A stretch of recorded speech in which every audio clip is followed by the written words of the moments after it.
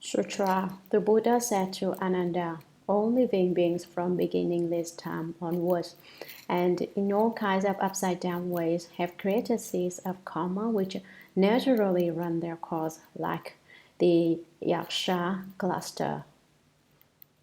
Commentary. After the Buddha had reduced the wands to the number of 5 motes of dust to a single wand, in which all the respective wands remained in perfect order, the great Bodhisattvas in each of these wands thirstily gazed at the Buddha with uplifted faces.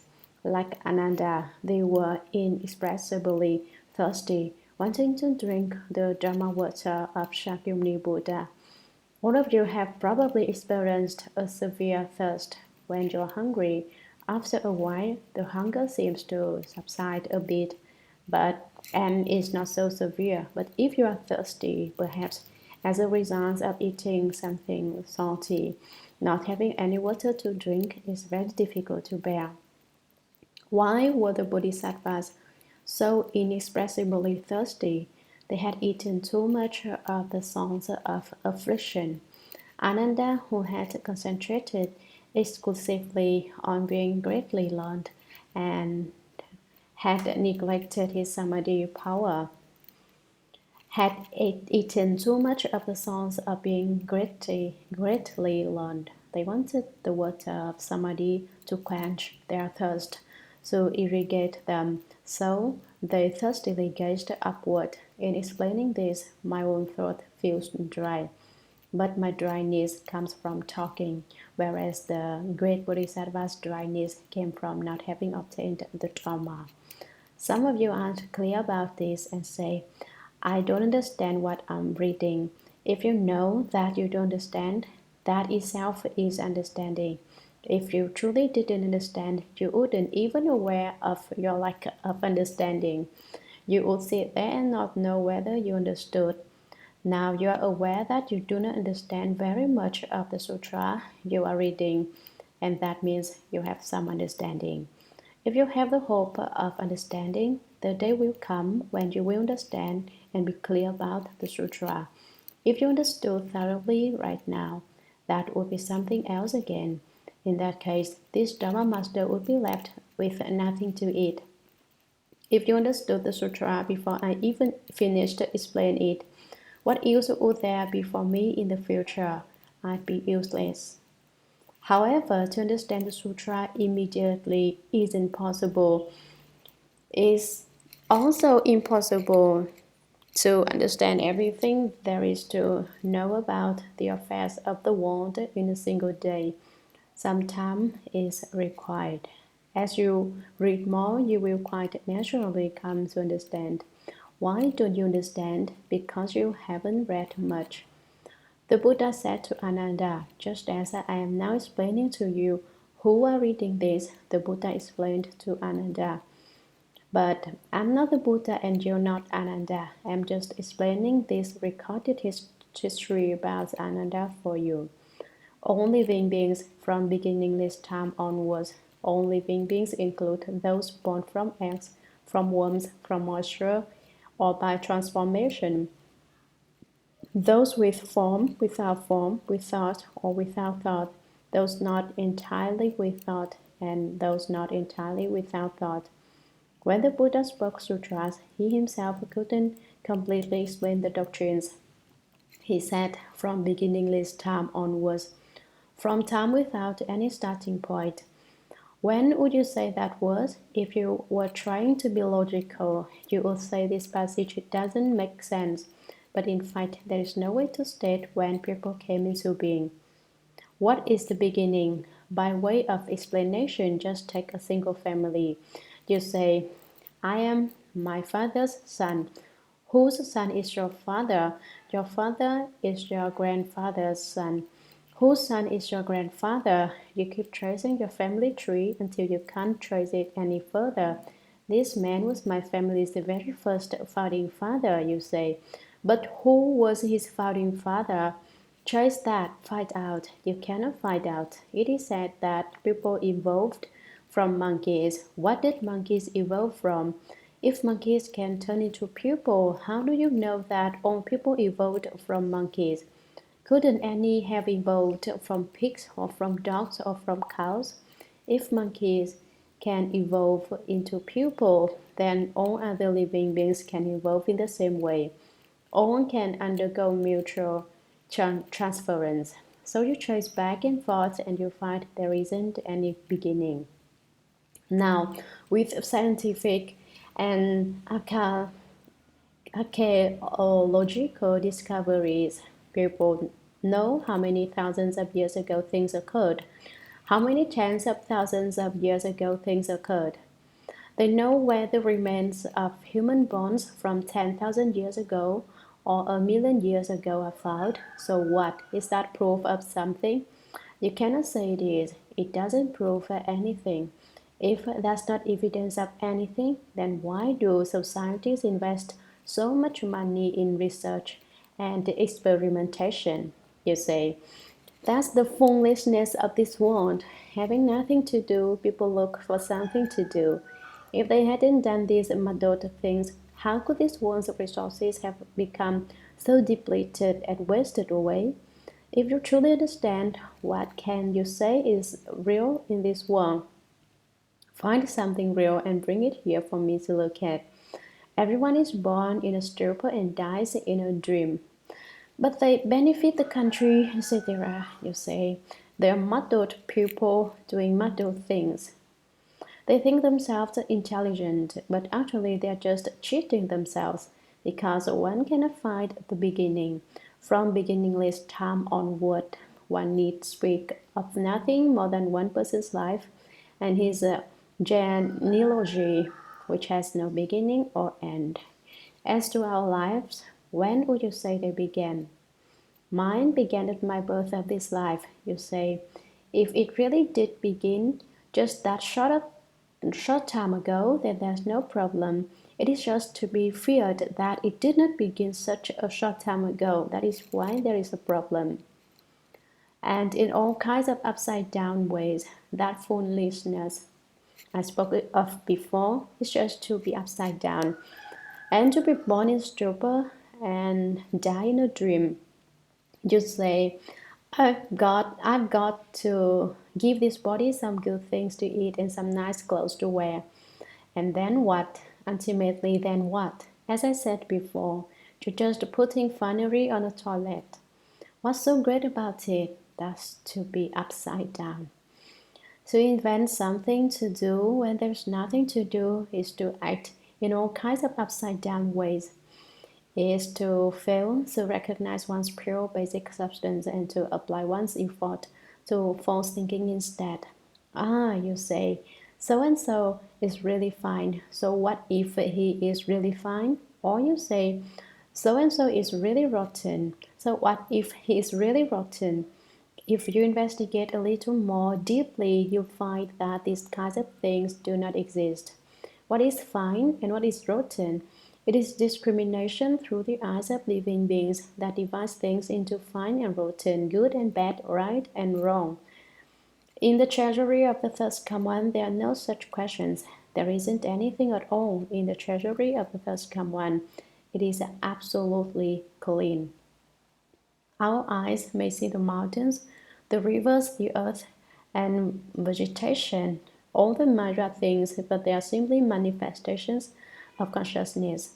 When you really understand the Dharma of no production and no extinction, then there basically isn't anything at all. But this doctrine is not easy to comprehend. We must come to understand its meaning gradually.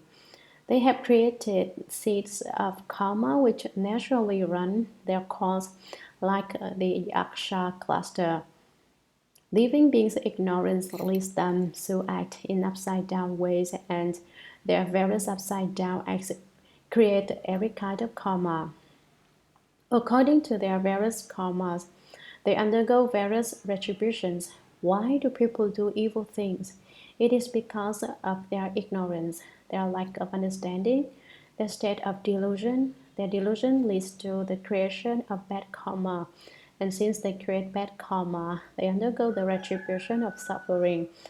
It is a three-part process delusion, leading to the creation of bad karma, which leads to the retribution of suffering.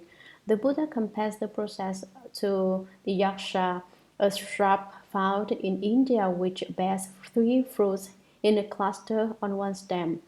Though you may have never seen an yaksha, the sutra makes the meaning clear and one cannot fail to understand it. The yaksha cluster represents the 3 fruits of delusion, karma, and retribution, which are interconnected as if they were joined on a single stem. You can't say which precedes the other.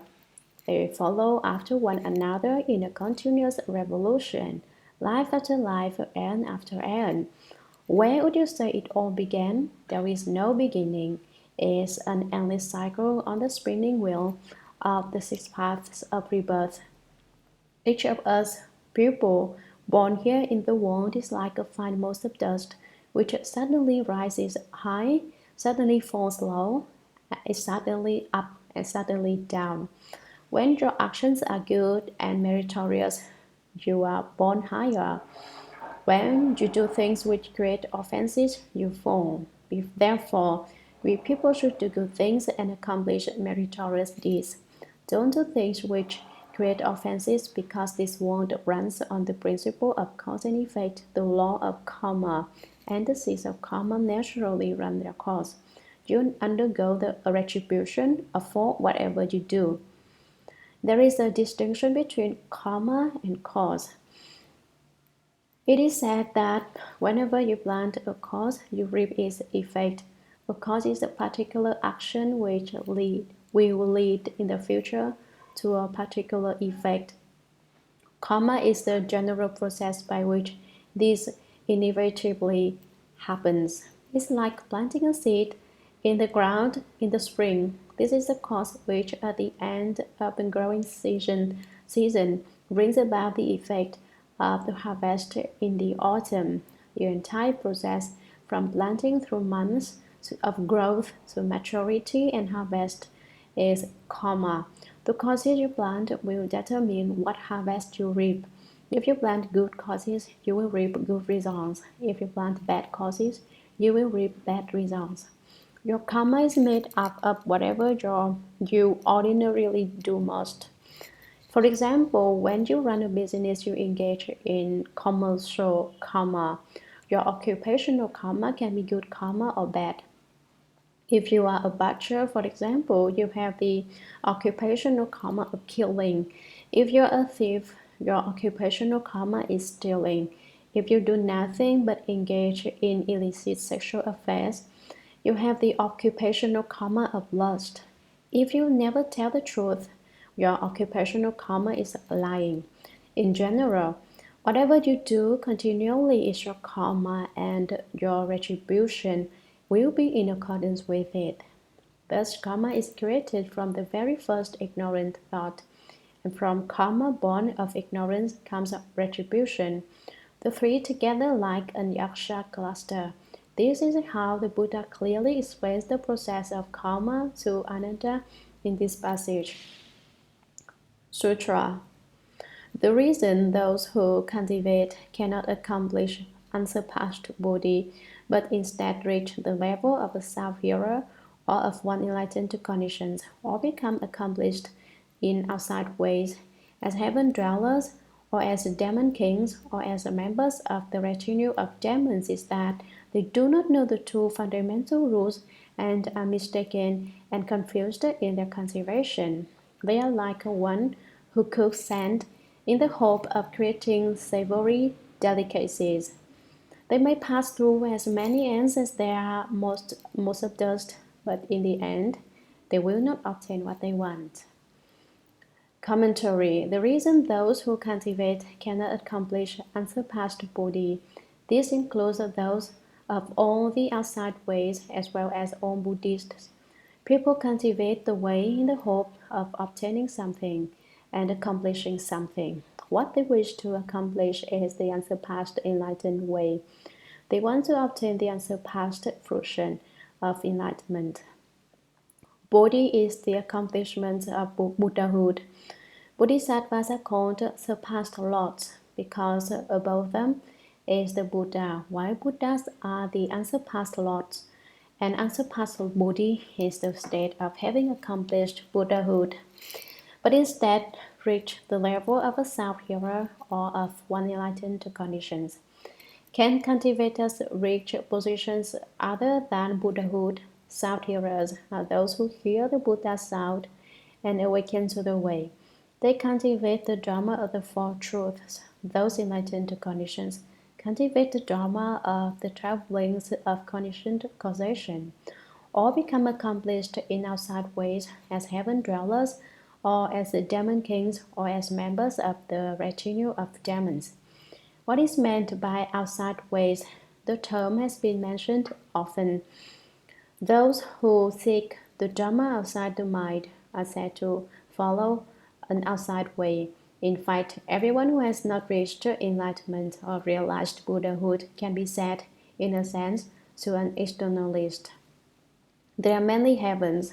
The old closest to us is the heaven of the Four Kings. It lies halfway up Mount Sumeru to the north, south, east, and west.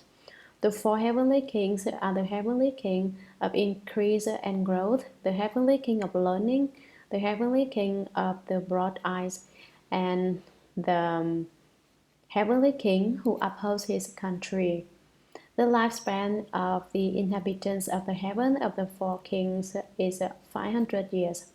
However, 50 years among us people is equivalent to only one day and night in that heaven.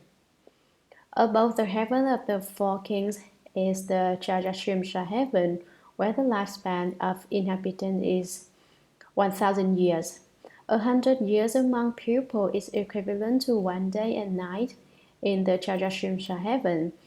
Jajashrimsha is Sanskrit for 33. Since the Jajashrimsha heaven is made up of 33 heavens, 8 each on the north, south, east, and west sides of Mount Sumeru, making 32, with the 33rd, the Jajashrimsha heaven located on Mount Sumeru's peak.